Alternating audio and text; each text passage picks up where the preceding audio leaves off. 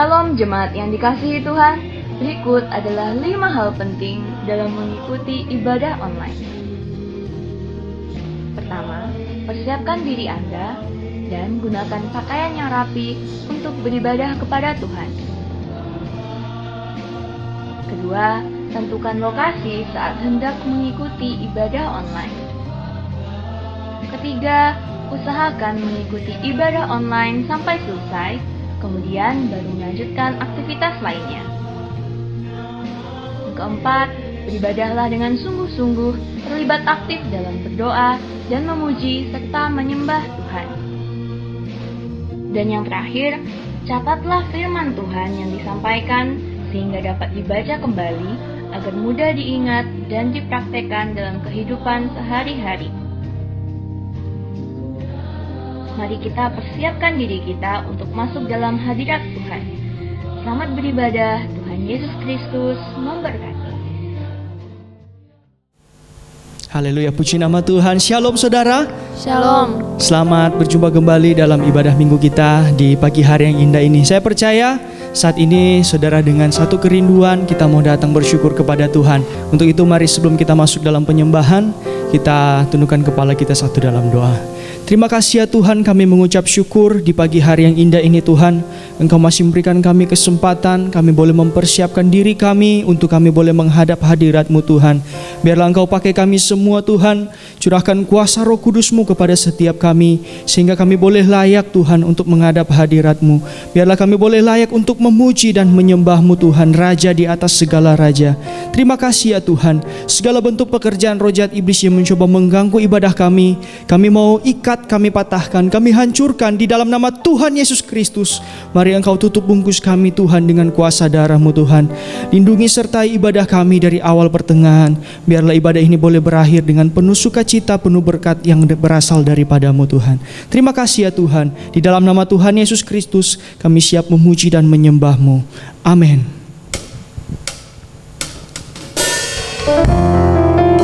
Setiap hari kami boleh merasakan kasih-Mu Tuhan. Setiap hari kami boleh merasakan kuasa-Mu yang tidak pernah terlambat dalam hidup kami. Itu kami sangat mengucap syukur Tuhan.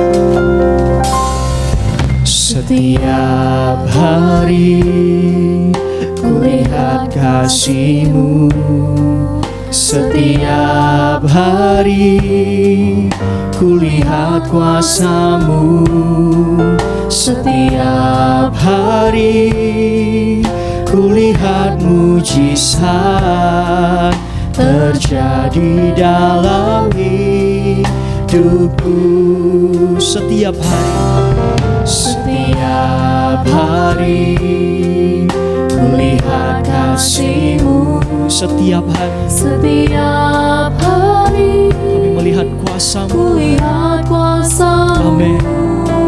Setiap hari kulihat mujizat terjadi dalam hidupku. Yesus, Yesus, Yesus, ku cinta Kau lebih dari segala yang ada. Hanya Yesus, Yesus, Kau segalanya bagiku. Mari sekali lagi saudara kita mau katakan setiap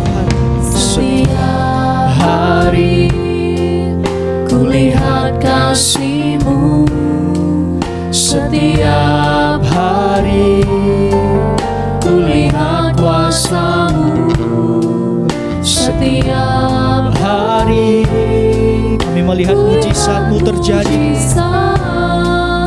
terjadi dalam hidup. Oh Yesus, Yesus, Yesus, ku cinta Kau lebih dari segala yang ada. Hanya Yesus,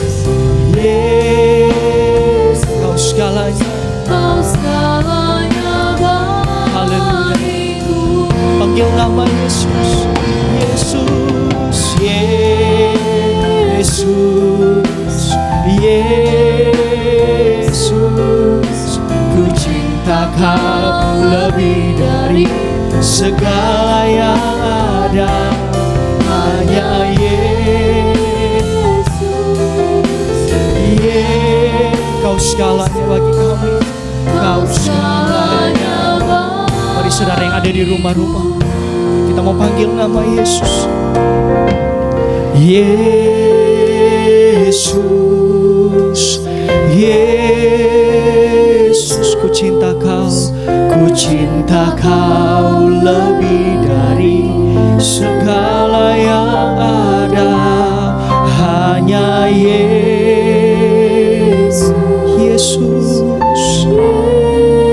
kami cinta Kau, Kau segalanya bagi kami Tuhan. Haleluya. Oh Yesus, Yesus, Yesus. Mari nyatakan dengan sungguh-sungguh, kami cinta Engkau Tuhan. Segala yang ada hanya Engkau Yesus. Oh Yesus, Kau segalanya. Amin. Mari saudara angkat tangan, panggil nama Yesus. Yesus, Yesus, ku cinta Kau lebih dari segala yang ada. Hanya Yesus, Yesus, oh Kau segalanya bagiku. Yesus, Yesus, Yesus, ku cinta Kau Tuhan. Oh segala yang ada hanya Yesus. Kau segalanya, Kau segalanya bagiku. Kau segalanya, Kau segalanya bagiku. Kaulah segalanya Tuhan, Kau segalanya bagiku. Kau Yesus, Kaulah segalanya dalam setiap kehidupan kami. Puji nama Tuhan. Mari saudara, saya ajak kita semua untuk bersuka cita di hadapan Tuhan. Mari kita mau angkat satu nyanyian, menjelang datang hari Tuhan. Mari sama-sama katakan, menjelang datang hari Tuhan, yang pasti segera digenapkan, yang pasti segera digenapkan. Terjadi suatu kegerakan seperti yang sudah dinubuatkan. Menjelang datang hari Tuhan, menjelang datang hari Tuhan, segala rahasia firman, segala rahasia firman semakin jelas dibukakan, agar manusia diselamatkan. Amin. Mari sama-sama katakan, berbahagia orang yang mendengar serta membaca firman-Nya, dinubuatkan, bahkan dia menyimpannya, sebab sudah dekat waktunya. Kenapa hari Tuhan, menjelang datang hari Tuhan, menjelang datang hari Tuhan, Roh Kudus giat mewujudkan. Roh Kudus giat mewujudkan rencana Tuhan yang utama, yakni tubuhnya yang sempurna, yakni tubuhnya yang sempurna. Mari katakan, berbahagia orang yang mendengar serta membaca firman-Nya, dinubuatkan, bahkan Dia menyimpannya, sebab sudah dekat waktunya kegenapan hari Tuhan. Berbahagia, berbahagia orang yang mendengar serta membaca firman-Nya, dinubuatkan, bahkan Dia menyimpannya, sebab sudah dekat waktunya kegenapan hari Tuhan. Kegenapan hari Tuhan, kegenapan hari Tuhan. Haleluya, kita berikan kemuliaan bagi Tuhan. Puji Tuhan. Tiba saatnya kita akan mendengarkan firman Tuhan. Namun sebelum itu mari saya ajak kita semua, kita mau datang menyembah Tuhan lebih sungguh-sungguh di hadapan Tuhan. Inilah hidup kami Tuhan, pakai setiap hidup kami. Biarlah kami boleh menjadi terang kasih-Mu bagi semua orang. Sama-sama katakan, pakailah aku Tuhan. Pakailah aku Tuhan, sesuai kehendak-Mu.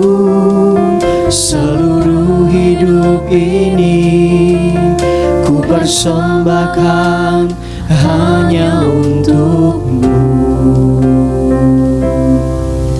Murnikan aku Tuhan dengan api surgawi, bentuk bejana ini sesuai kehendak-Mu. Lebih dari emas, lebih dari emas, lebih dari permata, Kau buatku berharga di mata-Mu, Yesus. Agung dan mulia panggilan surgawi, menjadi terang kasih-Mu Tuhan. Pakailah aku Tuhan,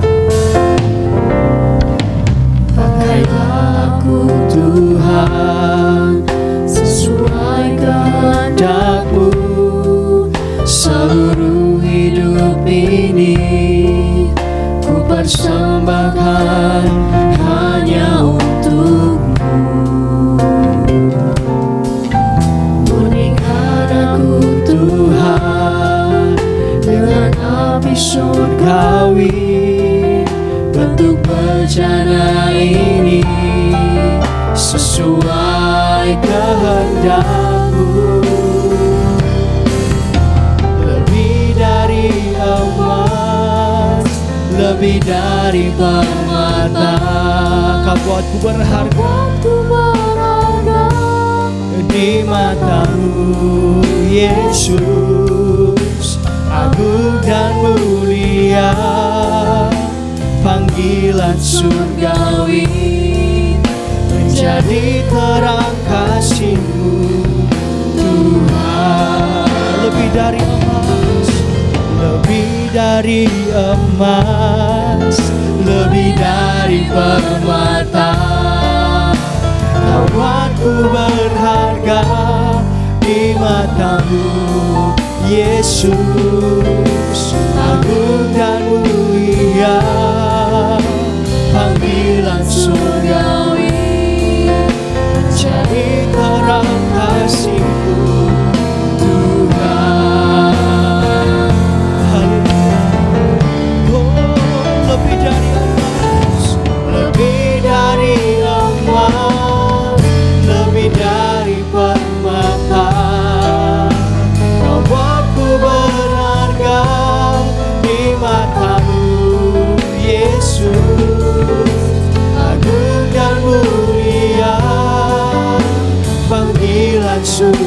surgawi, menjadi terang kasih-Mu Tuhan, menjadi terang kasih-Mu, menjadi terang kasih-Mu Tuhan, menjadi terang kasih-Mu Tuhan.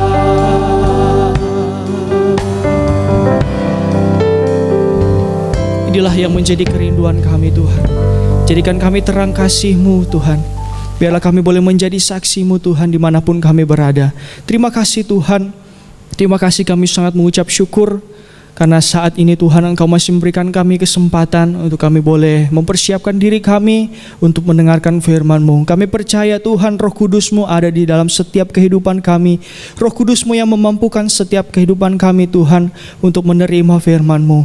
Biarlah firman itu kami boleh terima dan kami praktekkan dalam kehidupan kami sehari-hari. Terima kasih ya Tuhan. Di dalam nama Tuhan Yesus Kristus kami siap menyambut firman-Mu. Haleluya. Amin. Puji Tuhan, bersama istri saya sampaikan salam. Salam sehat semua. Kiranya berkat Tuhan selalu menyertai, melindungi kita di hari-hari zaman akhir ini, di masa masih ada kesulitan kita manusia dengan pandemi COVID-19 ini. Namun kita tetap berharap pada Tuhan bahwa satu hari kelak situasi keadaan dapat dipulihkan oleh Tuhan sehingga kita semua boleh lagi seperti sedia kala. Itu harapan saya. Tetapi tentu sebagai hamba Tuhan saya ingin juga kita semua tetap berharap pada Tuhan, cinta kepada Tuhan, dan hidup kita disucikan oleh Tuhan. Itulah sebabnya hari ini tema saya adalah Bait Allah disucikan. Penyucian di Bait Allah. Apakah Tuhan menyucikan berurusan dengan gedung-gedung ibadah? Tidak. Tapi Alkitab berkata kita adalah bait sucinya Allah.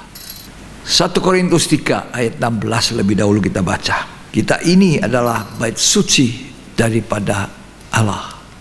Tidak tahukah kamu bahwa kamu adalah bait Allah? Ya. Dan bahwa roh Allah diam di dalam kamu?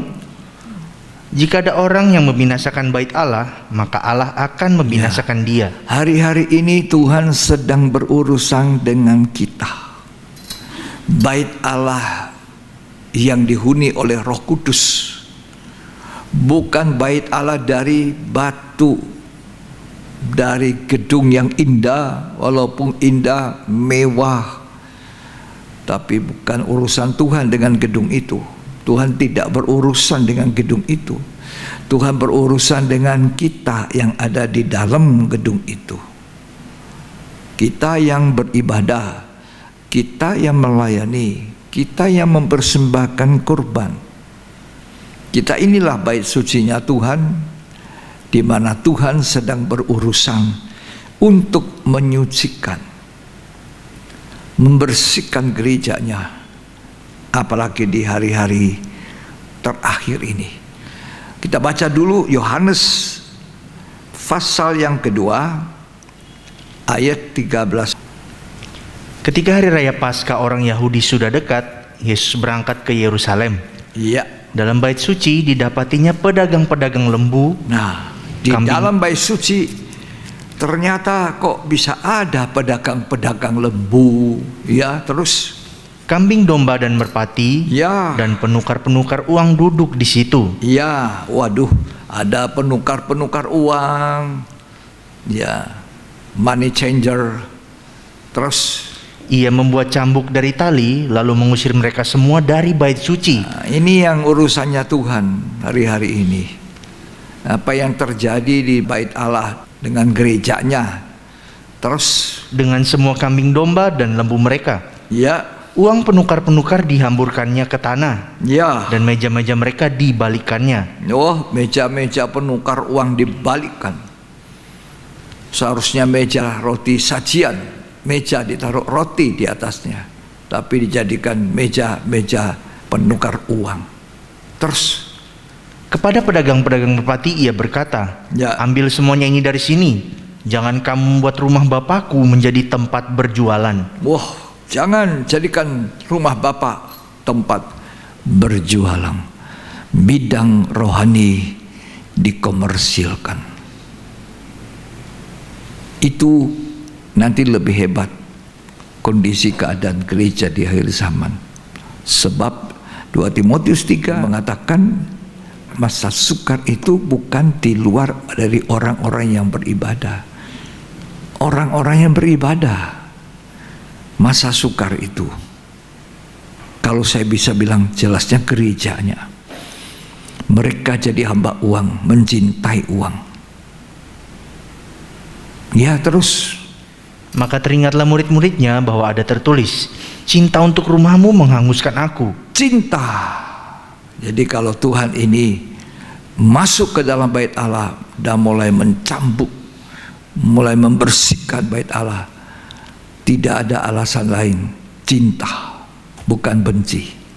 Ya, pada Tuhan tidak ada kebencian. Cinta yang membuat dia mengusir, membalikan meja penukar uang.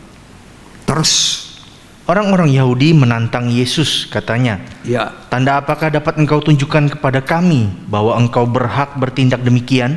ya, Jawab Yesus padanya, rombak bait Allah ini, dan dalam 3 hari aku akan mendirikannya kembali. rombak bait Allahnya, 3 hari saja aku bangun. Terus, Lalu kata orang Yahudi kepadanya, 46 tahun orang mendirikan bait Allah ini dan engkau dapat membangunnya dalam 3 hari? ya, Tetapi yang dimaksudkannya dengan bait Allah ialah tubuhnya sendiri. tubuhnya sendiri itulah kita gereja Tuhan, tubuh Kristus. Urusan Tuhan itu kita ini. Lanjut. Kemudian sudah ia bangkit dari antara orang mati, barulah teringat oleh murid-muridnya bahwa hal itu telah dikatakannya. Ya, Dan mereka pun percayalah akan kitab suci dan akan perkataan yang telah diucapkan Yesus. ya. Sekian, terima kasih. Jadi waktu dia masuk Yerusalem, nomor 1 yang mendapatkan perhatian kunjungan adalah bait Allah. Dia tidak di luar menatap gedung, turut mengkagumi gedung indah. Waduh, bagus ini. Tidak. Tuhan Yesus dikatakan langsung masuk ke dalam gedung. Apa yang didapati? Di halaman itu penuh dengan jual beli. Ya, penukar uang sibuk di sana, rame. Ya, rame. Ini adalah permainan para imam, para pelayan-pelayan yang ada di dalam bait Allah itu, para imam-imam yang mengambil kesempatan untuk mendapatkan keuntungan uang. Padahal tugas imam itu bukan ini sebetulnya. Bidang rohani dikomersilkan, mencari keuntungan daripada perkara rohani. Sebetulnya imam-imam kalau mau bersyukur sudah terpelihara, ya, tidak perlu.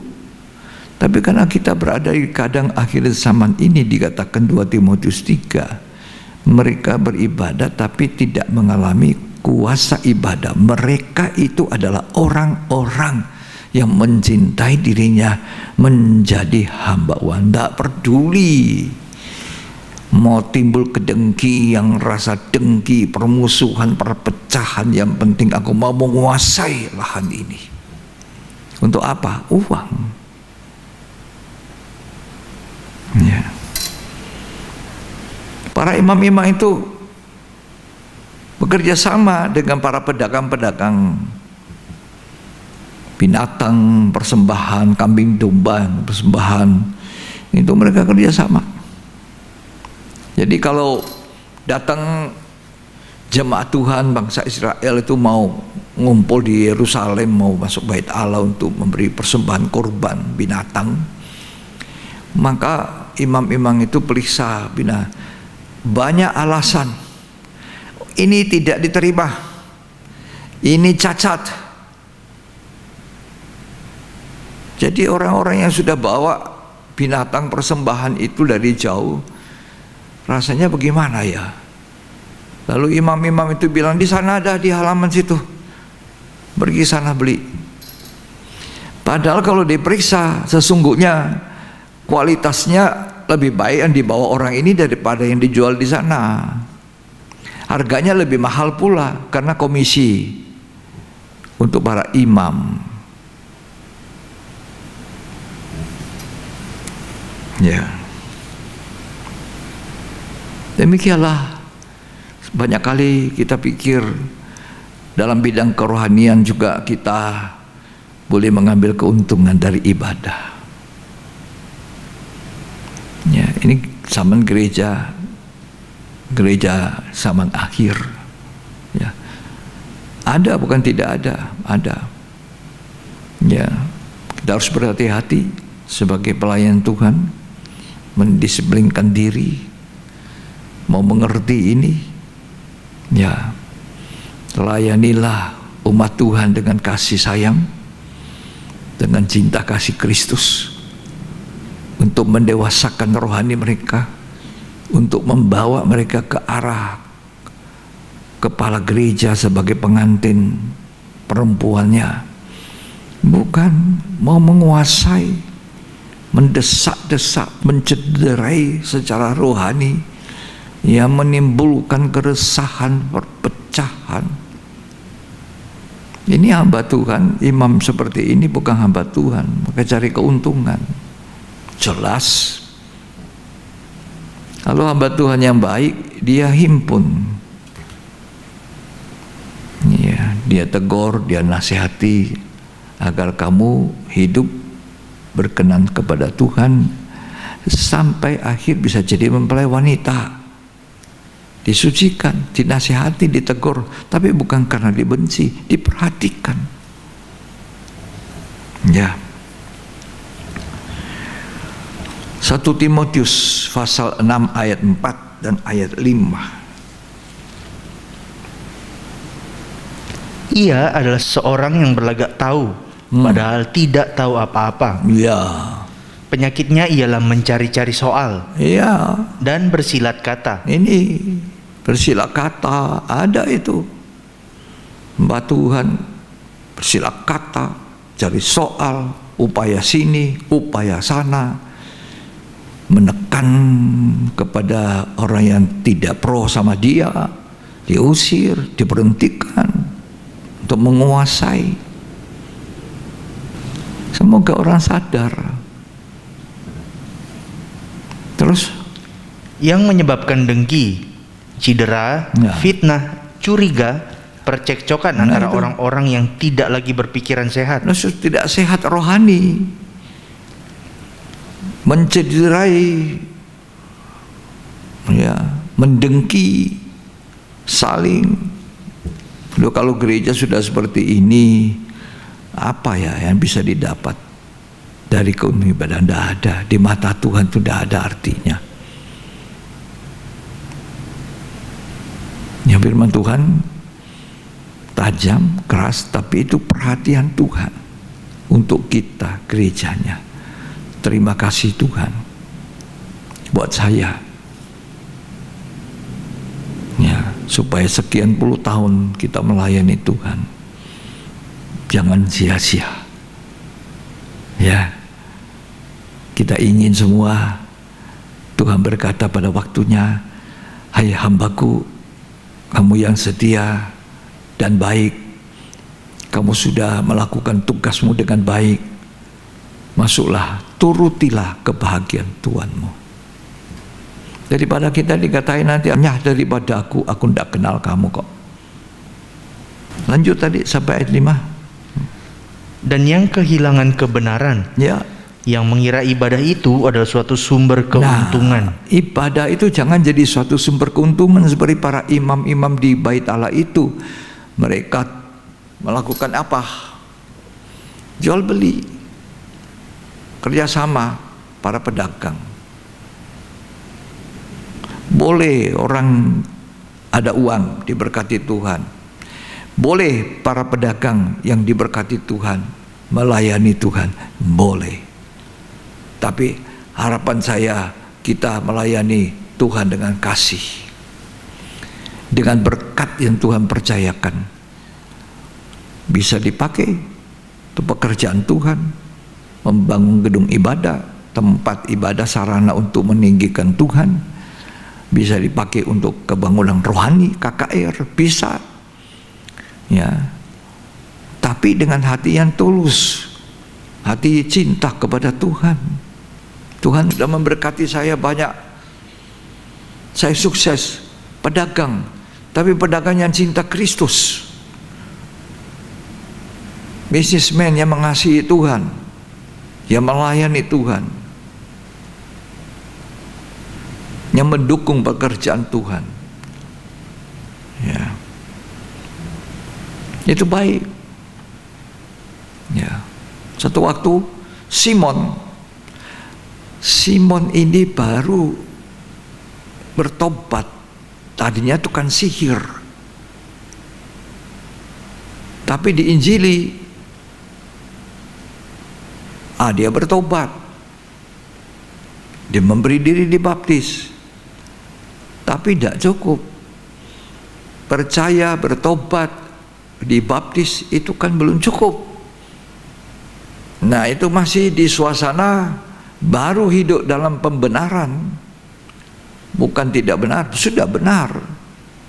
Kalau tidak benar dia tidak ikut Filipus atau ikut siapa menginjil, tapi dia sudah benar. Nah, satu waktu dia melihat rasul-rasul itu menumpangkan tangan, Petrus, Yohanes tumpangi tangan orang, tak, penuh Roh Kudus. Wah, tukang sihir ini bilang, wah, enak ini, aku juga mau ya, supaya jadi kesohor. Nah, tidak heran orang seperti ini kan baru bertobat, baru lahir, baru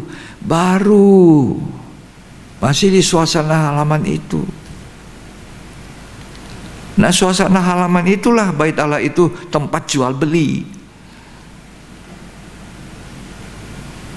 Pedagang-pedagang merpati, kambing, domba, penukar-penukar uang, semua di halaman. Tuhan tidak suka. Ayo masuk ke dalam, masuk lebih jauh. Makanya kita diminta Tuhan hari-hari ini ada di ruang kudusnya Tuhan, di ruang suci. Ruang suci artinya kehidupan yang disucikan, mengalami penyucian, mengalami pengudusan, satu tingkat lebih daripada pembenaran, supaya kita satu waktu naik ke tingkat yang lebih, yaitu dimuliakan, sempurna seperti Kristus. Itu sasaran gereja. Dipanggil, kita dipilih untuk menjadi serupa segambar Allah kembali. Makanya gereja Tuhan di tengah-tengah pandemi COVID jangan cuma sibuk urusan lain sampai mundur, karena kebanyakan gereja belum kumpul, tapi sudah banyak juga sudah kumpul, mungkin sudah 50-50. Lalu itu merosot rohaninya, jangan. Coba baca Kisah Rasul 8 ayat 20. Tetapi Petrus berkata kepadanya, Ya. binasalah kiranya uangmu itu bersama dengan engkau. Simon melihat, wow, hebat ini nelayan, penjala ikan, tumpangkan tangan orang penuh Roh Kudus. Wah, dia masih punya banyak uang dari hasil sihir. Nah, dia bilang, ini uang, beri aku kuasa seperti itu. Lanjut, apa kata Petrus? Karena engkau menyangka bahwa engkau dapat membeli karunia Allah dengan uang. Binasa kamu dengan uangmu. Kamu kira karunia Allah bisa dibeli dengan uang? Kamu kira karunia Roh Kudus itu bisa dibayar dengan uang? Tidak. Binasa kamu dengan uangmu. Lalu dia bertobat sungguh-sungguh. Untung dia mau lanjut, mau disucikan. Terus, tidak ada bagian atau hakmu dalam perkara ini. Tidak ada hakmu kamu. Ayo. Terus, Sebab hatimu tidak lurus di hadapan Allah. ternyata itu perlu diluruskan di dalam. Bagian dalam ini hati manusia perlu diluruskan. Hati saya perlu diluruskan. Hati saudara perlu diluruskan. Masih mungkin banyak yang bengkok. Hati inilah yang perlu disucikan. Hati ini jadi sasaran Tuhan.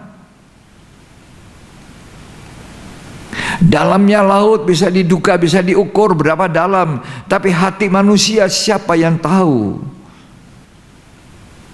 Injil Matius, Injil Markus mengatakan begitu banyak dosa yang bisa keluar dari hati kalau hati itu tidak disucikan. Itu sebabnya Tuhan Yesus masuk ke dalam bait Allah. Ke dalam bait Allah. Bukan di luar, ke dalam. Coba kita baca Markus 11 ayat 11. Dalam. Bukan luarnya kita yang nampak pada manusia. Yang tidak nampak pada manusia, hati manusia. Sesampainya di Yerusalem, ia masuk ke bait Allah. Nah, sesampainya di Yerusalem, dia langsung masuk ke bait Allah. Dalam terjemahan bahasa Inggris, masuk ke dalam. Bukan masuk saja, masuk ke dalam. Di dalam itu yang dia lihat. Orang itu hatinya bisa penuh dengan hal-hal yang tidak berkenan. Rampasan ada di dalam. Kedengkian ada di hati. Iri hati ada di hati. Kebencian, tidak mau mengampuni. Ketamakan itu di hati. Siapa yang tahu? Hati manusia. Petrus yang penuh Roh Kudus tahu, binasa kamu dengan uangmu. Ini hamba Tuhan yang tidak mencari keuntungan. Petrus tidak mencari keuntungan. Dulu dia nelayan, tangkap ikan dapat uang, cari keuntungan. Setelah dia jadi muridnya Tuhan, diangkat menjadi gembala oleh Tuhan, dia tidak cari uang, dia cari jiwa, membina jiwa, membimbing jiwa. Dulu memang dia penjala ikan, Tuhan jadikan penjala manusia. Tuhan angkat dia jadi gembala untuk memelihara domba-domba. Dia tidak tertarik uang banyak. Malah dia pernah berkata kepada orang yang ada di pintu gerbang bait Allah, cuma menyodorkan tangan, sedekah, sedekah, sedekah. Dia bilang apa? Aku tidak punya emas, aku tidak punya perak, tapi yang aku punya demi nama Yesus, bangkit, bangun, berubah. Itu ya Petrus lakukan. Dan kali ini dia lihat, ini orang sudah Kristen, sudah percaya Yesus, sudah bertobat, sudah dibaptis, tapi belum lurus. Makanya Tuhan meninjau sebelah dalam hati kita. Hatinya manusia, telanjang kita Tuhan. Oh Roh Kudus tolong kita. Ya, hatimu tidak lurus, masih uang. Saya mau lanjut. Apa yang mendasari Tuhan sampai dia melakukan seperti yang dilakukan dalam cerita Yohanes 2 yang kita baca? ayat 17 Yohanes 2. Ini dasar yang mendasari. Maka teringatlah murid-muridnya bahwa ada tertulis, cinta untuk rumahmu menghanguskan aku. Nah, semata-mata cinta. Lanjut. Orang-orang Yahudi menantang Yesus, katanya, Ya. tanda apakah dapat engkau tunjukkan kepada kami bahwa engkau berhak bertindak demikian? Ya. Jawab Yesus kepada mereka, rombak bait Allah ini, Rombak bait Allah ini. dan dalam 3 hari aku akan mendirikannya kembali. Itu proses kematian kebangkitan Tuhan 3 hari. Untuk membangun gerejanya, membangun tubuhnya, membangun kita ini lewat kematian kebangkitan Tuhan, lewat korban Tuhan yang sangat-sangat harus kita tinggikan. Biar selalu kutinggikan korbanmu. Biar selalu Tuhan, kutinggikan korbanmu, tinggikan korbanmu di hidupku. Itu membuka pintu surga, membuka jalan ke Firdaus, untuk kita satu waktu bisa petik itu buah pohon kehidupan yang tidak dimakan oleh Adam dan Hawa. Yang dimakan adalah buah pengetahuan baik dan jahat, sehingga pintu ke pohon kehidupan ditutup dengan kerup-kerup, dengan pedang yang menyambar-nyambar, dan akibat sambaran pedang-pedang itu tubuhnya Tuhan tercabik-cabik, seluruhnya luka parah. Tapi dengan ini dia membangun gerejanya, tubuh Kristus, saya dan saudara, atas dasar cinta. Cinta menghanguskan. Dalam terjemahan lama dikatakan cinta itu menghancurkan tubuhnya, bukan hanya hangus. Sudah hancur. Kalau hangus, biasakan kalau orang mati terbakar hangus, masih modelnya manusia walaupun sudah hangus. Tapi ini hancur, sisa debu. Lebih dari hangus, hancur. Cinta untuk rumahmu menghancurkan aku. Saudara tahu waktu dia tahu Yudas sudah laksanakan, selesai makan roti, minum anggur itu, ayo Yudas pergi, laksanakan. Yudas pergi, hatinya Tuhan hancur. Kalau Tuhan dikhianati, kalau saudara murtad kepada Yesus, kalau saudara satu waktu mundur menjual Kristus, hatinya Tuhan hancur.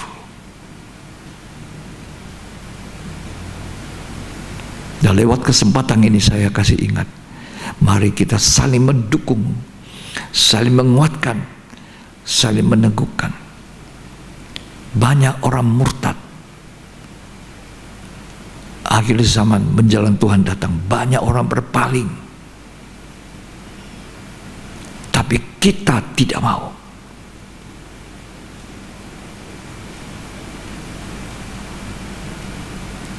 Hatinya hancur. Ketika Petrus menyangkal 3 kali, hatinya hancur. Tapi dia tahu orang satu ini tidak sama yang satu itu. Petrus tidak tamak akan uang.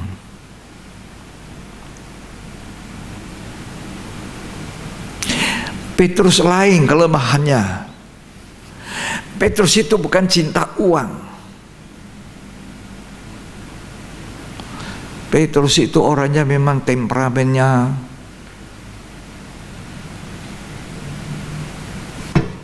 cepat emosi, cepat terharu, cepat, pokoknya seperti itu.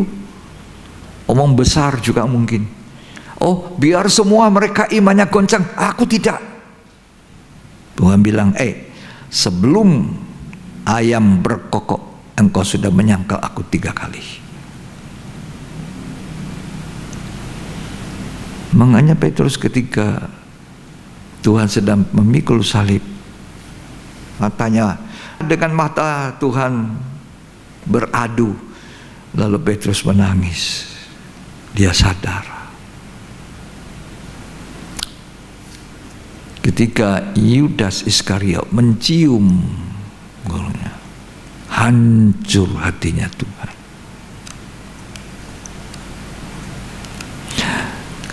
Kita tidak diingini Tuhan mencium, tapi munafik. Ya, kasar ya, tidak enak ini kata-kata, tapi itulah kata-kata yang tepat buat saya, buat saudara. Mari kita mau belajar mencintai Tuhan. Ya. Kalau mata Tuhan itu bisa tahu Petrus sebelum menyangkal, tahu Yudas, laksanakan. Tahu. Itu kan Maha tahu. Sama dengan waktu dia masuk di dalam bait Allah itu, matanya itu menyoroti semua. Semua. Pedagang kambing domba, pedagang burung merpati, penukar uang, imam-imam yang ada, matanya menyoroti. Tidak ada satupun yang dia tidak tahu. Dia tahu saya, dia tahu saudara, dia tahu siapa kita. Tidak ada orang yang harus beritahu dia tentang saya, tentang saudara. Dia tahu. Dia Maha tahu. Tidak ada yang lolos dari pandangan matanya Tuhan. Semua sampai di sudut-sudut di dalam bait Allah itu. Bisakah manusia sembunyi di hadapan Tuhan? Tidak bisa. Tidak bisa. Loh, Ibrani 4 mengatakan itu. Coba kita baca ya, Ibrani 4 ayat 12 dan 13. Sebab firman Allah hidup dan kuat dan lebih tajam daripada pedang bermata 2 manapun. Ya. Ia menusuk amat dalam sampai memisahkan jiwa dan roh. Firman Allah mengunjungi bait Allah itu. Firman Allah mengunjungi kita hari ini. Firman Allah sedang menyoroti kita. Itulah pribadi Kristus, firman hidup. Terus ia menusuk amat dalam sampai memisahkan jiwa dan roh, sendi-sendi dan sumsum. Ia sanggup membedakan pertimbangan dan pikiran hati kita. Dan tidak ada suatu makhluk pun yang tersembunyi di hadapannya. Tidak ada yang tersembunyi. Tidak ada yang bisa sembunyi di mata Tuhan. Saya, saudara, tidak ada yang tersembunyi.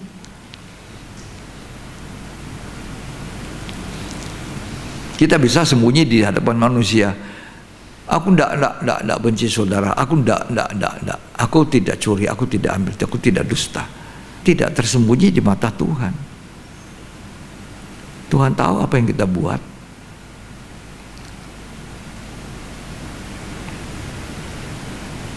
Dikatakan tidak ada yang tersembunyi, betul ya?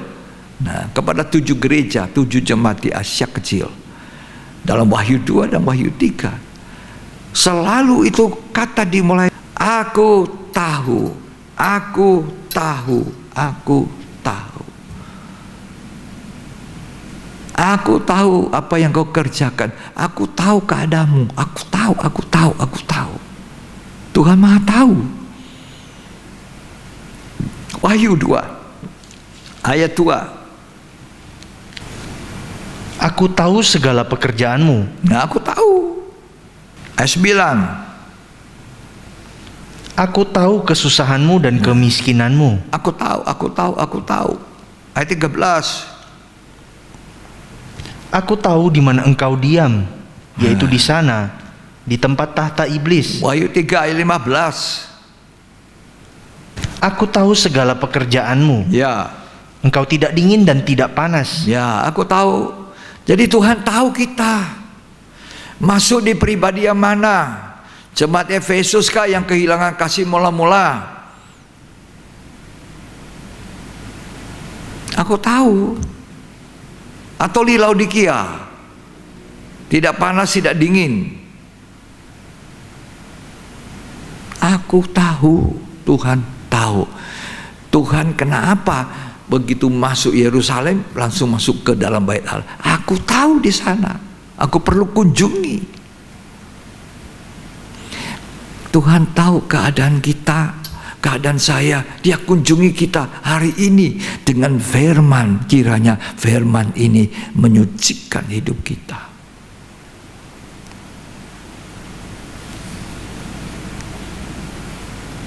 Ada orang bilang begini,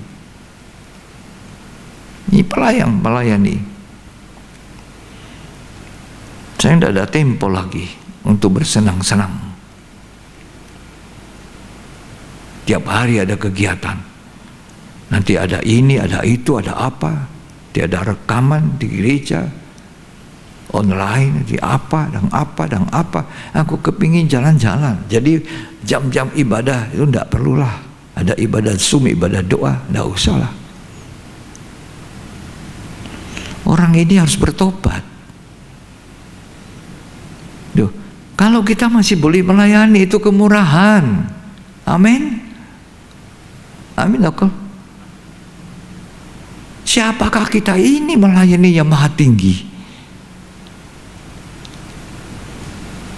Jangan ngomong begitu. Makin sibuk kita melayani dengan kasih kepada Tuhan, itu berarti Tuhan percayakan kita, percaya. Jangan kita sia-siakan kepercayaan Tuhan. Aku tidak mau ikut itu ibadah-ibadah apa yang lain-lain. Nggak ada waktu saya ini, tiap hari cuma nanti ada hari untuk pergi di gereja, studio, merekam, kemudian pergi di sana, pergi sini. Waduh, saya mau main-main. Padahal apa yang kita kerjakan, pelayanan pekerjaan Tuhan, itu upahnya menunggu. Belakang langit biru ada mahkotaku. Belakang langit biru sana ku rindu. Di rumah Bapakku ada mahkota. Dan dunia ini fana. Dunia nanti hancur. Mau senang-senang di mana? Ya, jangan ngomong begitu ya. Kalau ada mesti bertobat ya. Tarik, Tuhan, aku cabut kata-kata saya, ampuni saya Tuhan.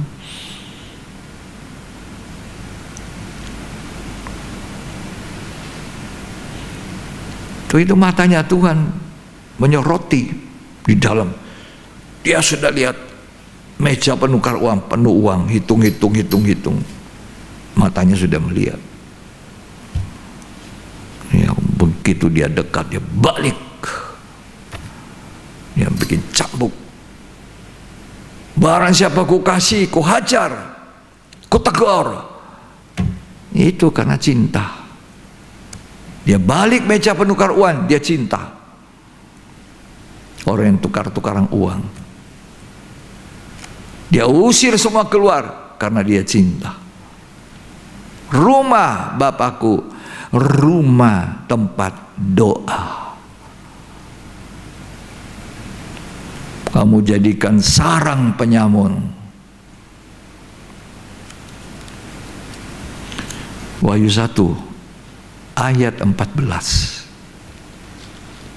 Kepala dan rambutnya putih bagaikan bulu yang putih metah. Ya. Dan matanya bagaikan nyala api.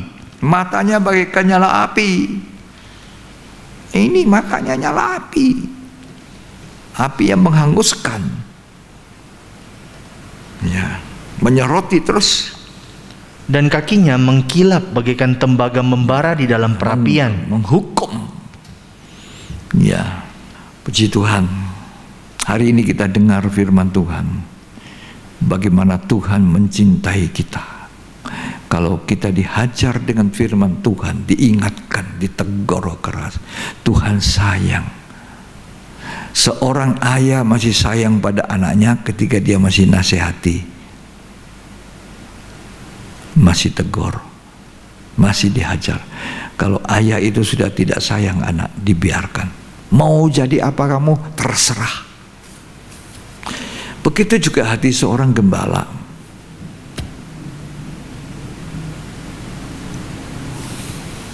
Kalau gembala itu, hamba Tuhan itu cuma ingin punyamu,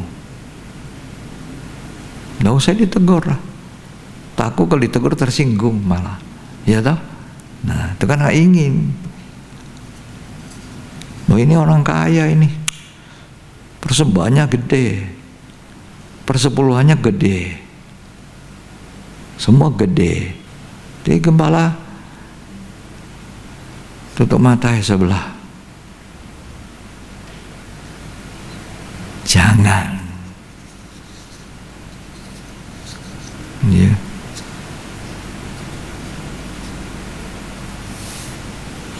Sebelah dalam, bukan sebelah luar. Tuhan lihat dalam. My heart, your heart. Ini belum lurus, ini sudah lurus, ini masih bengkok. Ya. Sebelah luarnya sih bagus. 46 tahun ini dibangun, gagah sekali. Loh, kamu ini 3 hari bongkar, bangun 3 hari. 46 tahun, bukan 3 hari.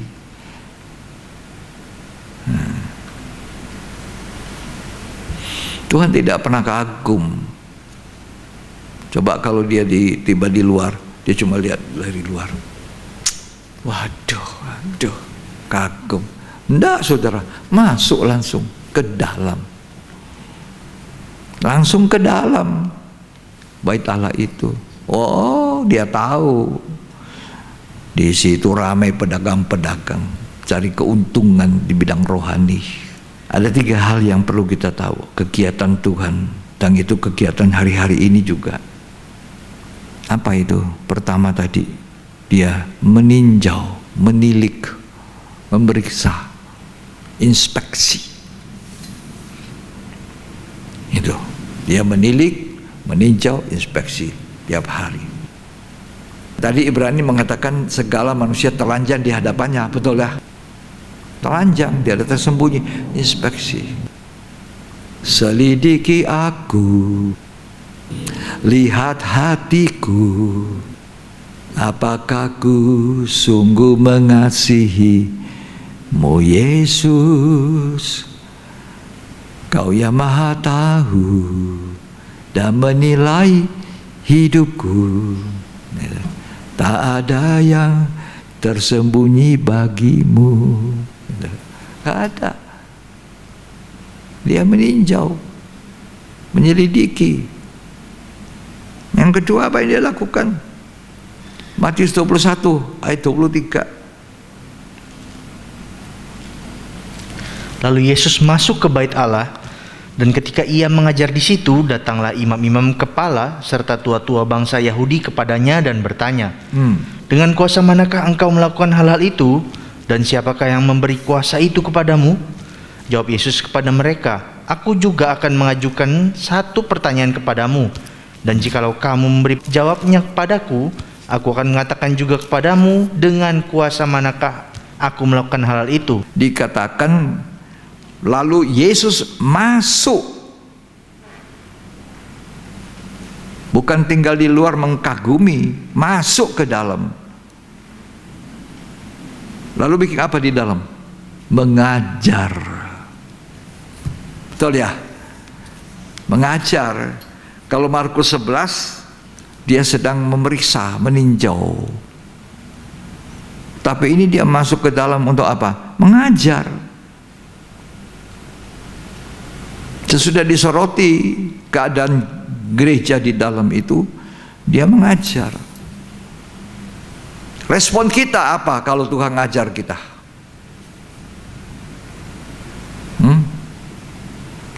Ya, saya mengatakan biar setiap pagi aku mempertajam apa? Ini, pendengaranku, telingaku.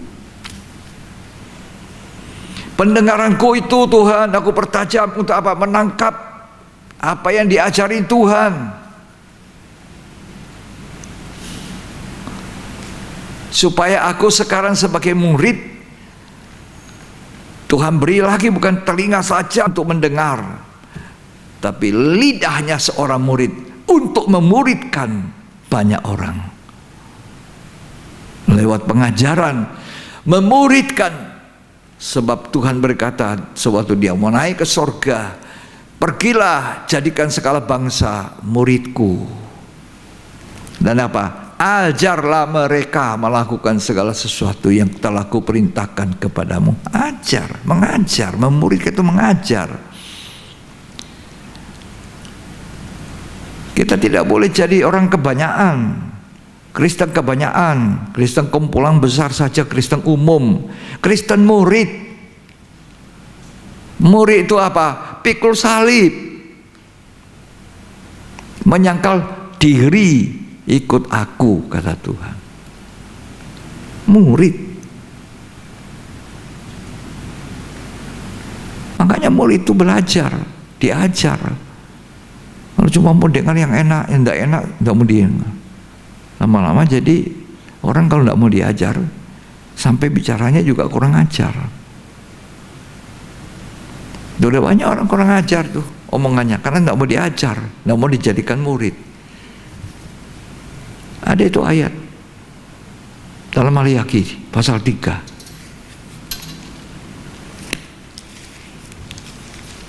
Tidak mau diajar. Padahal Yesaya mengatakan, tolong aku Tuhan, pertajam pendengaranku setiap hari. Ya, mendengar seperti seorang murid. Ya, ini Maliaki pasal yang ketiga, ayat yang ke-13. Bicaramu kurang ajar tentang aku. Oh iya, bicaramu ini kurang ajar kamu. Aku dengar kok. Jadi hati-hati ngomong. Tadi saya sudah bilang, ada orang begitu. Dikasih kesempatan melayani, ini, itu. Masih dia bilang, aku tidak mau ikut lagi doa-doa, tidak mau ikut lagi Bible study, tidak mau ikut lagi apa. Pokoknya aku mau cari waktu untuk senang-senang. Habis waktuku semua di gereja saja. Loh, kok mau begini? Orang lain ingin melayani, tidak dikasih kemurahan. Ini melayani, tidak mau terima kemurahan. Terima kasih kemurahanmu Tuhan. Kemurahanmu lebih dari hidup. Cabut ya. Jangan Tuhan bilang, bicaramu itu kurang ajar, karena tidak mau diajar. Terus firman Tuhan, tetapi kamu berkata, apakah kami bicarakan di antara kami tentang engkau? Loh, apa ya? Apa? Saya ngomong apa? Coba buktikan. Terus kamu berkata, adalah sia-sia beribadah kepada Allah. Nah itu, sia-sialah, tidak usah ikut ibadah. Sudah punya waktu untuk rekaman, untuk ini, untuk itu. Saya mau ingin jalan-jalan, masih muda kok. Mau tunggu kapan? Masih muda itu Tuhan cari orang-orang muda. Tahu orang muda? Tuhan perlu kamu. Tuhan mau masuk Yerusalem. Lepaskan itu 2 ekor keledai, keledai induk dan keledai anak. Dilepaskan keledai induknya, dilepaskan juga keledai anak. Bawa kepada aku ya, kata Tuhan. Lalu Tuhan menunggangi keledai apa? Keledai apa yang ditunggangi oleh Tuhan? Septian. Yang tua atau yang muda? Yang muda. Hah?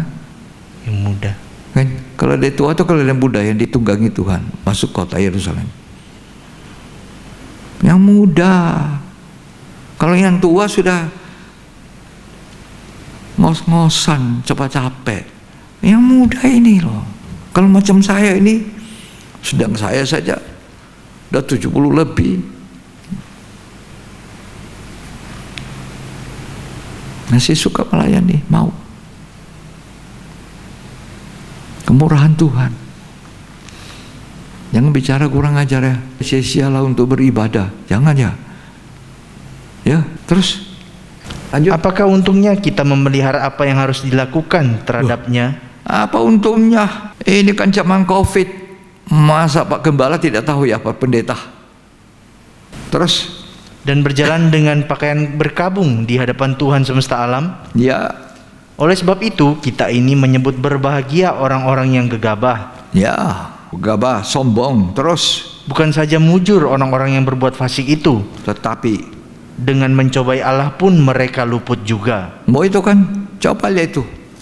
Orang tidak ke gereja kok, tidak masuk Kristen kok, kaya-kaya semua.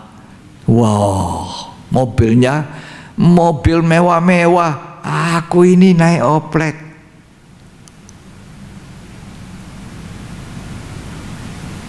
Naik kendaraan umum, jalan kaki. Tuh orang tidak ibadah. Kalau saudara mau cari kekayaan, jangan di gereja, jangan di hadapan Kristus. Tuhan Yesus, aku mau ikut engkau kalau engkau kasih aku kaya. Kalau Tuhan bisa kasih 1 miliar, aku jadi muridmu. No. Ya, ikut Tuhan bukan itu. Ikut Tuhan untuk nanti menjadi mempelai wanitanya, masuk di dalam kota Yerusalem baru. Kamu jadi kaya di dunia, terikat di dunia, hancur dengan dunia. Sementara kita masih hidup, Tuhan memberkati kita untuk hidup. Puji Tuhan, untuk dipakai untuk beribadah, untuk melayani, untuk memuja Tuhan. Tenaga yang masih kuat pakai, napas yang masih ada pakai.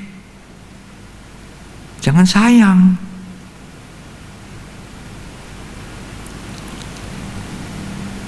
Ya. Kalau diberkati jangan sayang. Uangmu itu, duitmu itu ndak bisa kasih hidup, ndak bisa. Bisa beli oksigen, bisa. Tabung oksigen, bisa. Tapi ndak bisa membeli napas, ndak bisa beli nyawa. Banyak kali orang masih oksigen masih ada, alat pernapasan masih dapat bantuan, tapi orangnya sudah tidak ada. Hidup ini Tuhan punya, hidup ini kemurahan. Pakai untuk melayani, pakai untuk beribadah. Ada kesempatan, aku tidak mau jalan-jalan, aku mau beribadah. Teman bilang, mari hari ini aku tunjukkan kamu ada sesuatu ya yang hebat, yang bagus ya. Tidak. Hari ini acara ibadah doa. Lo kan enggak buka gereja? Iya ada. Ada YouTube, ada Zoom, ada tatap muka. Aku bisa lihat hamba Tuhan yang melayani. Aku juga bisa tunjukkan mukaku. Good. Nanti tunggu ada waktunya kelihatan mana yang tidak, mana yang suka beribadah. Lanjut dibaca itu ya, Maliaki 3 tadi. Beginilah berbicara satu sama lain orang-orang yang takut akan Tuhan. Nah, kalau kau takut Tuhan tidak berani ngomong itu. Tuhan memperhatikan dan mendengarnya. Papi tahu saya ini perlu rekreasi, perlu refreshing, penyegaran. Jangan paksa aku untuk ibadah itulah. Cukuplah aku pergi di gereja bantu-bantu pendeta. Tunggu, Tuhan bilang, ya mau begitu. Nah, jangan tunggu. Jangan tunggu Tuhan bertindak seperti bait suci itu di dalam. Baca terus. Tuhan memperhatikan dan mendengarnya. Nah itu disoroti, ditinjau. Tuhan memperhatikan, ditinjau, diselidiki. Terus sebuah kitab peringatan ditulis di hadapannya. Nah itu dicatat. Omonganmu itu dicatat loh. Terus bagi orang-orang yang takut akan Tuhan, ya, dan bagi orang-orang yang menghormati namanya, ya, mereka akan menjadi milik kesayanganku sendiri. Ini yang mau kita menghormati Tuhan, mencintai Tuhan, untuk menjadi milik kesayangannya, jadi mempelai wanitanya, jadi istri anak domba. Oh, haleluya. Lanjut. Firman Tuhan semesta alam. Ya. Pada hari yang kusiapkan, aku akan mengasihani mereka. Ya. Sama seperti seseorang menyayangi anaknya. Tuhan simpan kita seperti Philadelphia dalam Wahyu pasal 3. Aku simpan kamu. Pada hari pencobaan turun, aku singkirkan kamu. Karena engkau mengasihi aku, engkau bertekun menantikan aku, engkau takut akan Tuhan. Aku simpan kamu. Dunia dihukum, kamu tidak. Jadi bicara kita jangan kurang ajar. Tuhan menyoroti, Tuhan memperhatikan, Tuhan menyelidiki, Tuhan tahu, Tuhan ingin kita baik. Oleh karena itu hari ini Tuhan nasihati kita, Tuhan tegur kita, Tuhan mau kita baik. Tuhan hajar barang siapa ku kasihi. Ya aku tegur dulu. Kalau tegur nak mau dihajar. Terus yang melayani dia, maka kamu akan melihat kembali perbedaan antara orang benar dan orang fasik. Ya, nanti kamu lihat orang yang melayani Tuhan, beribadah, disucikan hidupnya, itu akan ada bedanya nanti. Sekarang ini sama semua, para pelayan sama, para jemaat itu sama, tapi nanti tunggu pada hari terakhir itu, aku sudah bernubuat, aku sudah ngusir setan, aku sudah ini sudah itu. Tuhan bilang apa? Pembuat kejahatan kamu, ayo pergi, aku tidak kenal kamu. Ini ngeri ini sama. Biarlah hari-hari ini kita katakan sama Tuhan, selidiki aku, lihat hatiku, apakah aku sungguh mengasihi Engkau. Layani Tuhan, pelayanan terkecil apapun di dalam rumah Tuhan, pelayanan paling kecil, kerjakan dengan hati yang cinta pada Tuhan. Buatlah, kata Kolose, segala sesuatu seperti untuk Tuhan, bukan untuk manusia. Hamba-hamba Tuhan, pelayan Tuhan, full timer Tuhan, berbuat kepada Tuhan bukan kepada manusia, maka upahnya akan datang dari Tuhan. Jadi Tuhan hari-hari ini meninjau, memeriksa, inspeksi kita. Lalu dia mengajar, harus kita respon. Berilah aku telinga, dalam Yesaya itu, beri aku, mempertajam telinga aku setiap hari. Diajar dulu, baru lidahku seorang murid memuridkan orang. Itu amanah agung. Pergilah jadikan segala bangsa muridku. Ngomongin tidak betul. Apalagi yang dilakukan Tuhan? Menyucikan. Ini paling penting. Kamu tidak dapat bagian dalam aku kalau kamu tidak disucikan. Coba baca ini yang terakhir ya. Matius 21 ayat 12. Lalu Yesus masuk ke bait Allah dan mengusir semua orang yang berjual beli di halaman bait Allah. Ya. Ia membalikan meja-meja penukar uang dan bangku-bangku pedagang merpati. Ya. Dan berkata kepada mereka, ada tertulis, rumahku akan disebut rumah doa. Ya. Tetapi kamu menjadikannya sarang penyamun. Ini yang dilakukan Tuhan. Menyucikan bait Allah, membersihkan. Sehingga tidak lagi bidang rohani ini dijadikan tempat untuk mencari keuntungan. Para imam mau hidup, memang dikasih hidup sama Tuhan. Tuhan punya sistem keuangan. Tapi bukan itu tujuan kita. Kalau itu tujuannya, seorang hamba Tuhan ketika menemukan seorang yang punya uang, yang punya kekayaan, yang biasa memberikan persembahan banyak, tidak perlu dia ditegur, tidak perlu dia dinasihati. Takut kehilangan, matanya tutup aja lah, apa aja orang ini. Nah, itu tidak cinta, tidak kasih kepada jemaat itu. Ya, Petrus bilang apa sama Simon? Simon, binasa kamu dengan uangmu itu, ya? Hatimu tidak lurus. Kamu kira karunia Allah bisa dibeli?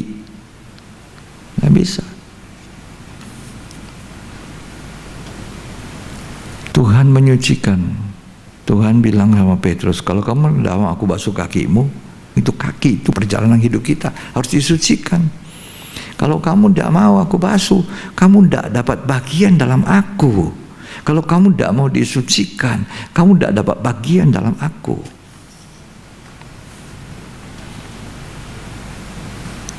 Dalam Injil Lukas dikatakan apa? Setiap hari dia masuk ke bait Allah mengajar. Tiap hari. Tiap hari. Bukan sebulan sekali baru mau dengar firman. Tidak. Bukan setahun sekali, nanti hari apa?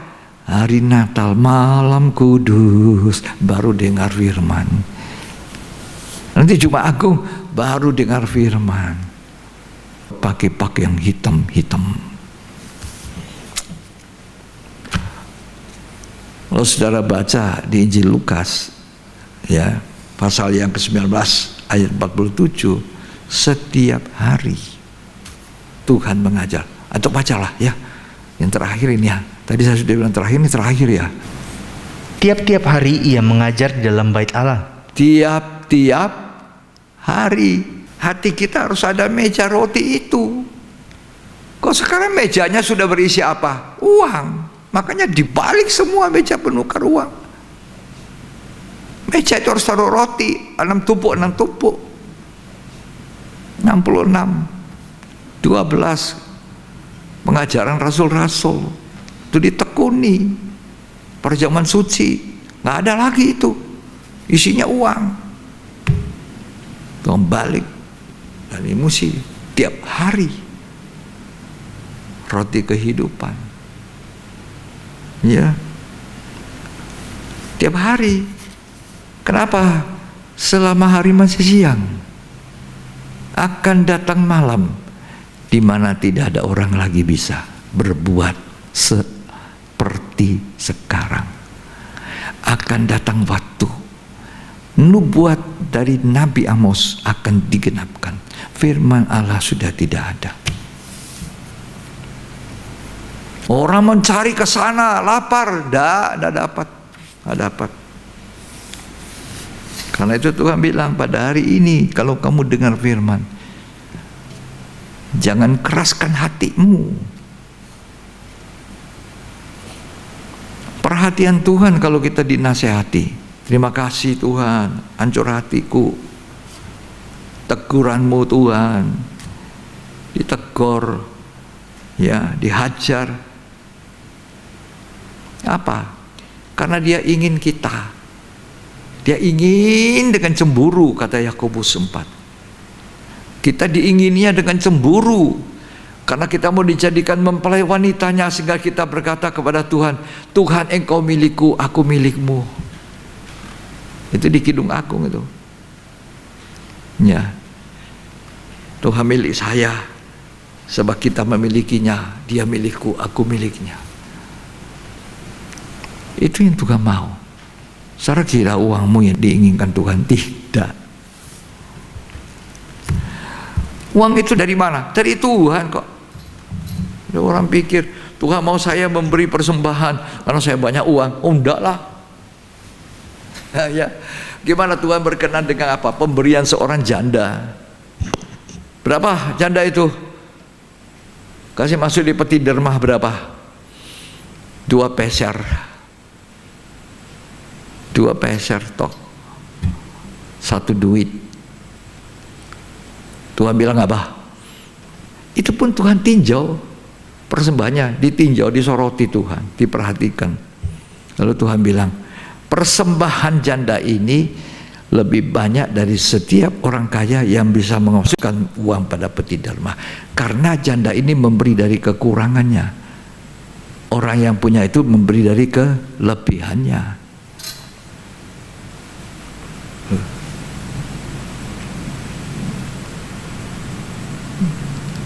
Puji Tuhan, saudara sedang dinasihati, ditegur, dihajar. Saya kagum dengan Petrus. Petrus begitu penuh Roh Kudus, dia khotbah 3 menit. 3 menit kali, 5 menit. 3.000 jiwa dimenangkan. Wong kita ini khotbah 1 jam. Mengajar. Tapi harapan saya, memang kebutuhan hari-hari ini.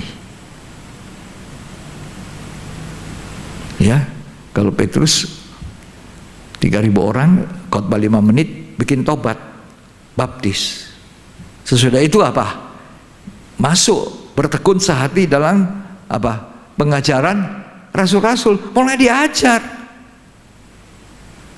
Lah masa guru ngajar cuma 1 jam? Lebih. Itu yang dibilang Petrus sama Simon, tukang sihir yang sodori uang. Hatimu tidak lurus, ayo binasa kamu dengan uangmu. Duh, firman Tuhan keras sekali, tapi itu perhatian Tuhan. Cambuk Tuhan itu keras, tapi cintanya Tuhan menghanguskan dirinya di atas kayu salib.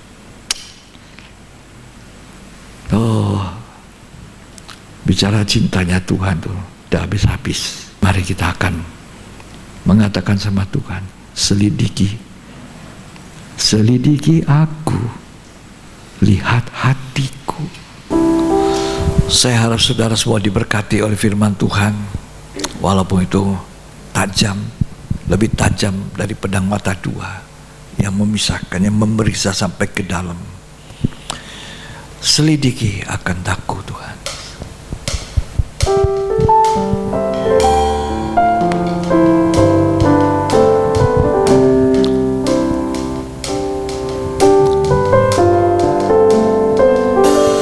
Selidiki aku, lihat hatiku, apakah ku sungguh mengasihi Yesus, Kau yang Maha Tahu, dan menilai hidupku, tak ada yang tersembunyi bagimu.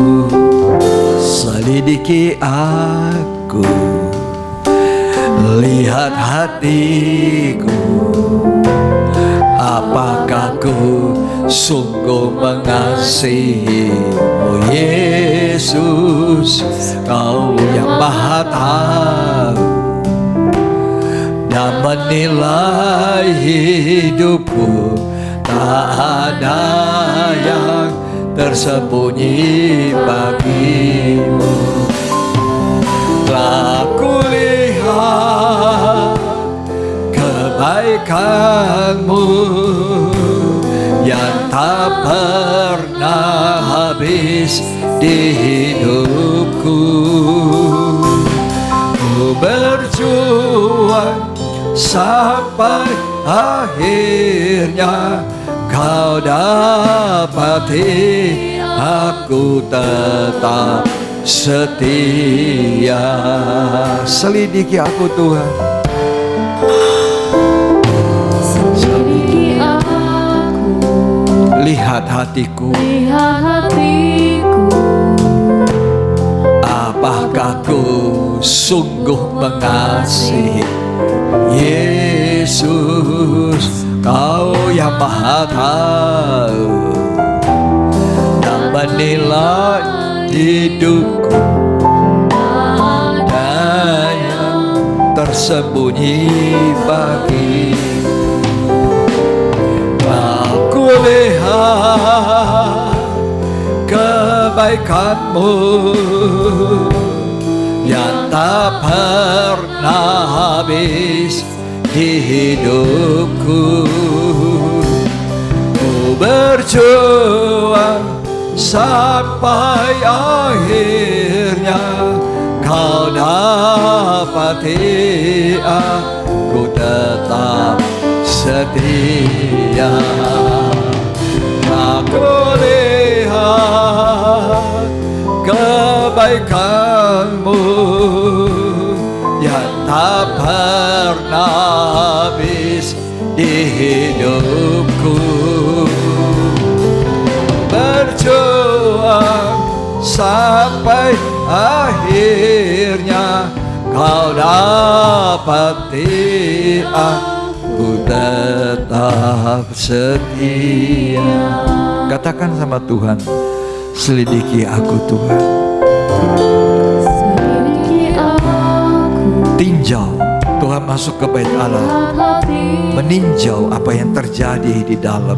Apakah ku sungguh mengasihi Yesus? Kau yang maha tahu dan menilai hidupku. Tak ada yang tersembunyi bagimu. Aku lihat kebaikan-Mu yang tak pernah habis di hidupku. Ku berjuang sampai akhirnya Kau dapati aku tetap setia. Orang muda, katakan sama Tuhan, selidiki aku Tuhan. Di masa aku masih muda, di masa aku masih bisa berguna dengan kekuatanku untuk Tuhan, untuk pekerjaan Tuhan. Selidiki Tuhan, apakah aku cinta kepada Tuhan juga. Aku sudah menerima cinta begitu besar, cinta yang sudah Tuhan curahkan di atas kayu salib, menghancurkan. Dan karena cinta Tuhan menghanguskan dia, membersihkan bait Allah. Tuhan tidak melakukan karena dia benci. Seorang bapa yang baik, dia akan menghajar anaknya pada waktunya, karena dia bapa yang sungguh, bapa yang sejati. Kalau anak haram bukan anaknya, tak usah diajar. Tapi kalau anaknya sendiri dihajar.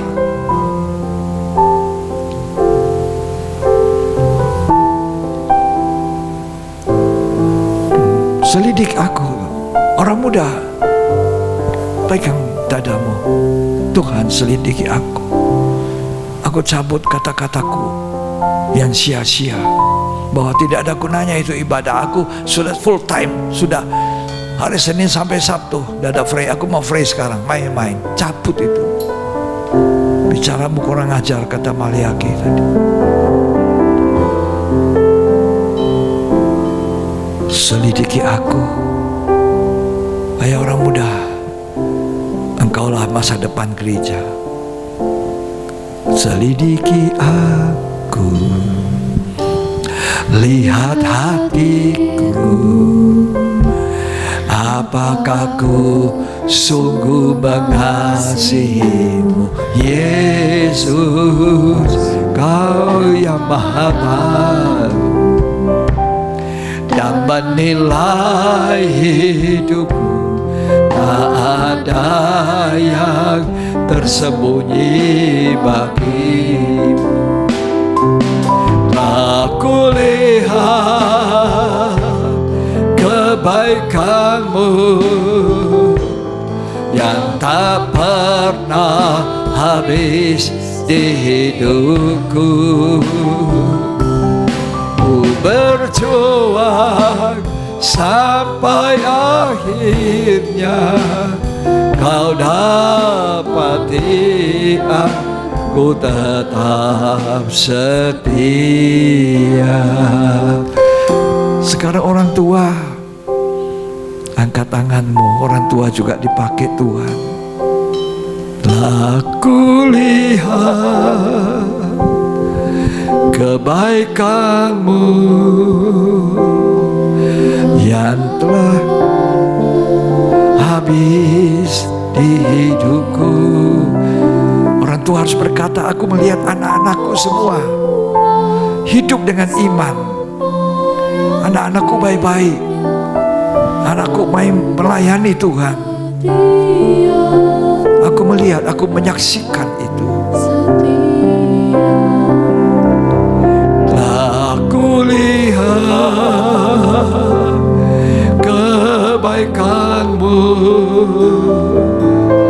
yang tak pernah habis di hidupku. Ku berjuang sampai akhirnya kau dapati aku tetap setia. Orang tua patut mengucap syukur kalau melihat anak-anakmu melayani, anak-anakmu terdidik dengan baik. Kamu harus lebih sungguh-sungguh, sebab orang tua pun dipakai Tuhan. Terima kasih untuk firman Tuhan yang tajam, keras, lebih tajam dari pedang bermata dua, yang telah mengkoreksi hidup kami. Tuhan menyucikan, menyoroti kami, meninjau, menghajar kami Tuhan. Terima kasih. Di dalam nama Yesus Kristus, segala pujian, hormat bagi nama Tuhan yang mulia. Amin. Ya, puji Tuhan. Berbahagia sekali kita mendapat pelajaran yang sangat berharga, pengajaran yang sangat membangun kehidupan rohani kita. Jadi saya katakan, waktu Petrus berkhotbah mungkin tidak cukup 10 menit, paling 5 menit langsung tertolong 3.000 jiwa. Tapi sesudah itu, apa yang harus dibuat? Mereka bertekun dalam pengajaran rasul-rasul. Itu artinya sekarang Petrus tidak khotbah 5 menit, ngajar lama itu 1 jam paling kurang. Nah, itu mendewasakan. Karena Petrus pernah lihat lagi, Simon sudah bertobat, sudah dibaptis, bekas tukang sihir, banyak uang, mau sokok supaya karunia Roh Kudus. Petrus berikan sama dia lewat bayar. Petrus bilang, "Nasalah uangmu, hatimu tidak lurus." Nah, ini yang perlu diluruskan. Amin. Tuhan memberkati kita ya. Mari kita akan akhiri ibadah. Mari kita akan bangkit berdiri semua di rumah kita masing-masing. Ayo, yang ada di sini semua kita berdiri. Mari kita menyanyikan, "Aku memuji kebesaran-Mu Tuhan." Tuhan Maha Besar. Tuhan mengasihi kita.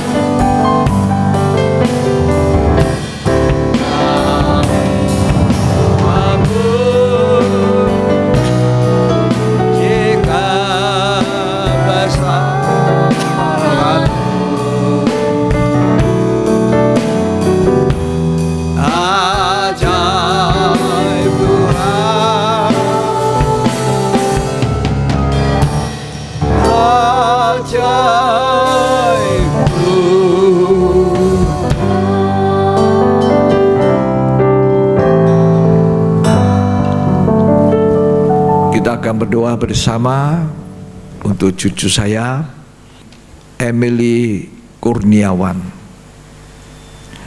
Biarlah Emily, Tuhan Engkau berkati, tumbuh jadi anak yang cerdas, anak yang takut Tuhan, anak yang mengasihi Engkau. Bahkan Tuhan pakai untuk melayani Tuhan. Kelak ketika ia bertumbuh lebih dewasa, lebih besar, dia mengasihi-Mu Tuhan. Lindungi anak ini, jauhkan dari yang jahat, tutup bungkus dia senantiasa dengan kuasa ilahi, kuasa darah Yesus. Pakailah hidupnya untuk generasinya. Terima kasih, berkati orang tuanya, berkati juga saudaranya. Biarlah semuanya dipakai, dilindungi, dan diberkati Tuhan. Terima kasih. Mari jemaat angkat tangan. Kita akan menerima berkat, kasih karunia anugerah, cinta kasih persekutuan Bapa, Putra, dan Roh Kudus.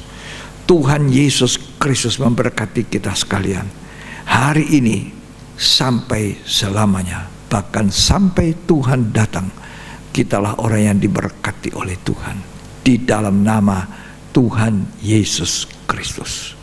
Dan terima berkat, katakan amin. Ya, amin, puji Tuhan. Sampai kita bertemu di ibadah yang berikut.